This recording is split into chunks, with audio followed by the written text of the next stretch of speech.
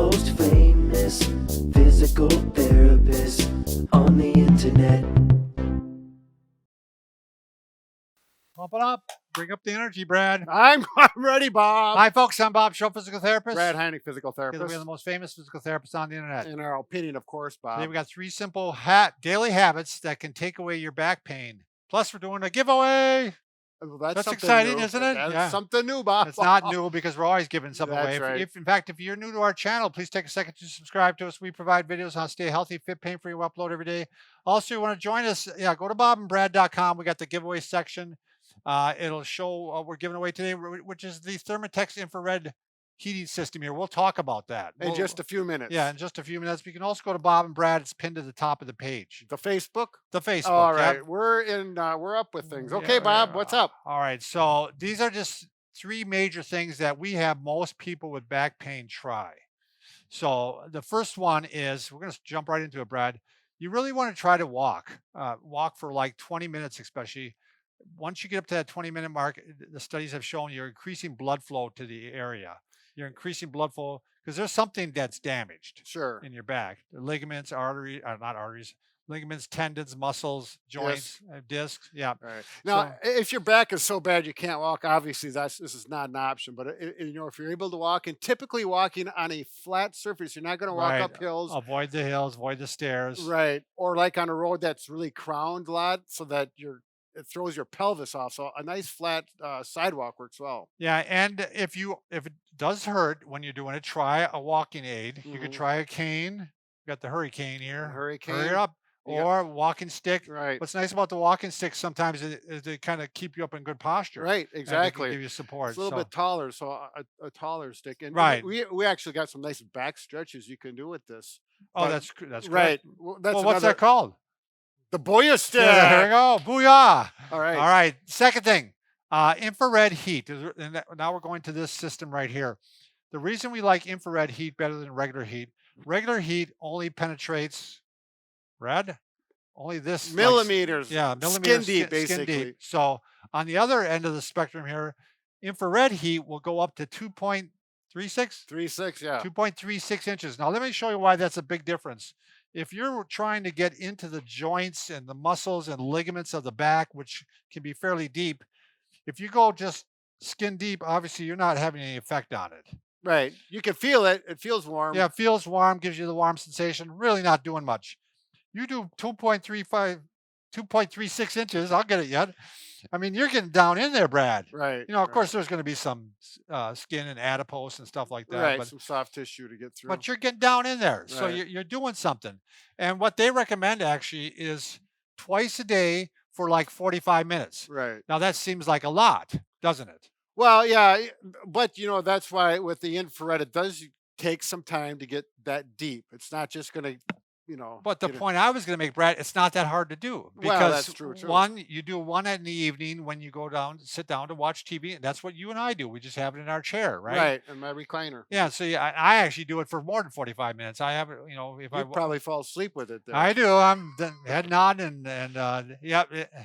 Go ahead. No, go ahead. I just one warning or caution though. If your back pain is really flared up, it's really tender, then I would not probably use the hot it's pack. acute, right. Meaning that it just happened or right. it just flared up recently. Right. Then you probably want to try the cold pack. Right, exactly.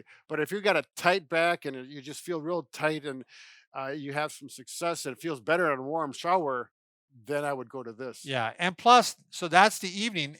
During the day, because it's got these straps, and they're actually straps that'll help your posture. That's why it'll give you kind of a double benefit. All right, here, let's show. These are nice 2-inch elastic straps, and that's going to pull your shoulders or help and remind you to get your shoulders back, because poor posture and a bad back leads to more pain. Right.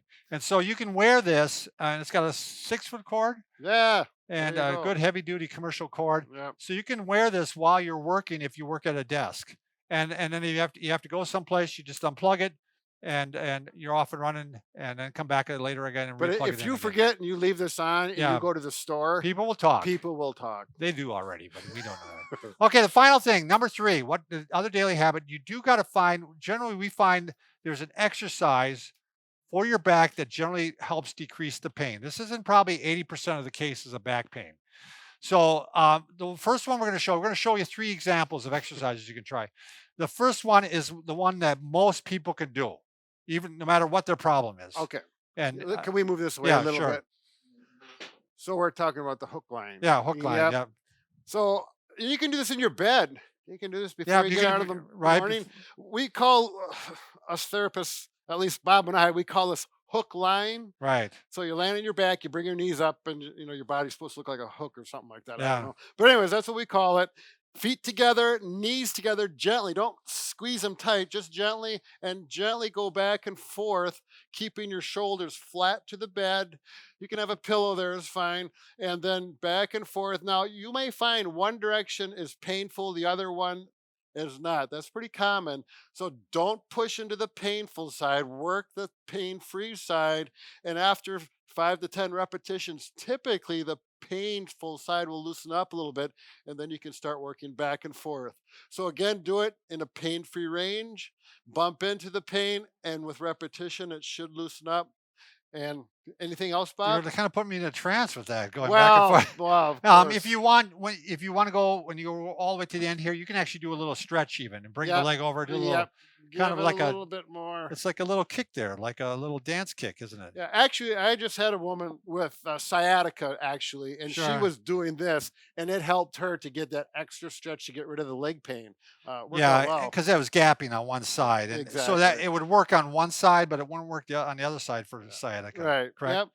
So But that's getting into another yeah, story. that's another story. Do you want to show the knees to chest too, Yes, Brad, or single knee to chest? particularly if you have some stenosis, which I Right. do, a knee to chest, and then work the other knee, and if that works good, you can hold it for a few seconds, or hold and relax and do it 5 to 10 times on each knee, or both knees, and as long as this feels good, you're gold. You can do it. Yeah, and that's with all these. They should be pain free. If this increases your pain, absolutely don't do it. Right. This might be good for arthritis too. With some people, Brad, they can't bring up both legs at once. They bring up one and then they bring up the other one, Exactly. and then they go bring one down and bring the other one down. That's a good So, point. but if you can bring them both up at the same time, fine. Some people have trouble getting both legs up there, and they might have to use a strap or something to go ahead and pull it up, Right, or around your a legs like a that rolled sheet, to right, pull. or a Mhm. belt. So I'll show the last one, Brad. You want to? Yeah, you got to Well, get out of the way. this was feeling good to me because I've got stenosis. When I do that, I'm in heaven. All right, well, good to see. This is the one that this is going to help a lot of people, especially if you're probably on the younger side, I would Right. say. You're going to work on doing extension. You spend most of your day in flexion. Brad, you want to show flexion?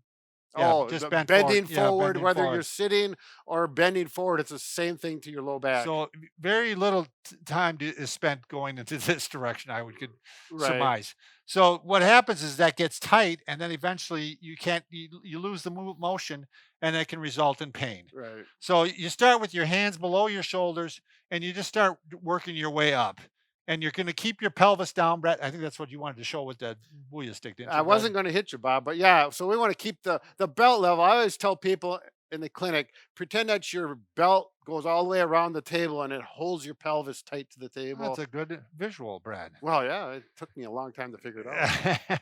But you can see Bob is really flexible. Yeah, I've been doing these for years. Right. So I've got the flexibility here. And, I really think this keeps me out of trouble.